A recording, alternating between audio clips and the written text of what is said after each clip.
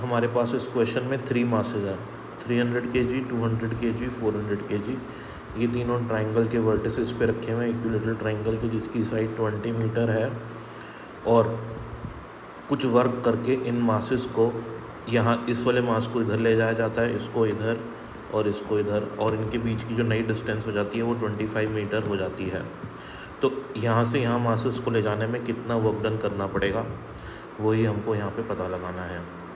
तो work done by external force, क्योंकि उन्होंने वर्क डन का ये नेचर नहीं बताया कि एक्सटर्नल फोर्स का निकालो या कंजर्वेटिव फोर्स का निकालो, तो हम हमेशा एक्सटर्नल फोर्स का वर्क डन निकालते हैं, जो कि होता है सिस्टम की final potential energy minus system की इनिशियल पोटेंशियल एनर्जी। तो सबसे पहले हम सिस्टम की इनिशियल पोटेंशियल एनर्जी निकाल लेंगे। तो इनिशियल पोटेंशियल एनर्जी कैसे निकालेंगे, हम सपोज़ करते हैं यहाँ पे साइड में बताता हूँ आपको कि आप इन्फिनिटी से एक मास लेके आए, ठीक है ना। सपोज़ करो कि आप 300 kg लेके आए, तो आपने कुछ वर्क किया, कोई भी वर्क नहीं किया। क्यों नहीं किया? क्योंकि आप वर्क करोगे कि एक वर्क जो होता है वो होता है G m1m2/r के बराबर। वर्क जो होता है वो किसके बराबर होता है? -G m1m2r के बराबर। अब वर्क किसी दूसरे मास के अगेंस्ट में होगा, ठीक है ना। अब यहाँ पे तो ये अकेला ही है, कोई और मास तो है नहीं, तो कोई वर्क डन नहीं होगा। अगर मैं दूसरा मास यहाँ पे इन्फिनिटी से रखूँ तो आपको इस मास के अगेंस्ट वर्क करना पड़ेगा। और जैसे मैं यहाँ पे 200 kg ले आता हूँ, तो मैंने वर्क कितना करा, G-m1m2 बाय इनके बीच की डिस्टेंस r, ठीक है।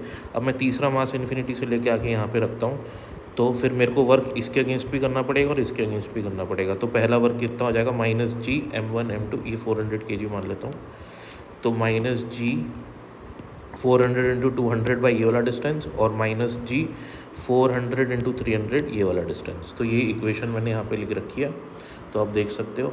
-G 300 × 200/20, ठीक है ना। पहले इन दोनों का लिखा, फिर इन दोनों का लिखा और फिर इन दोनों का लिखा।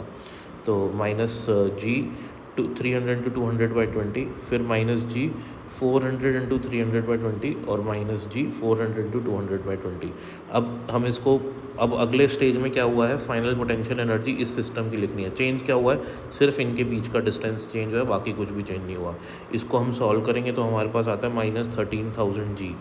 फाइनल सिचुएशन में सिर्फ डिनोमिनेटर में 20 की जगह 25 आ जाएगा तीनों टर्म्स में, और ये बन जाएगा -10,400 G के बराबर।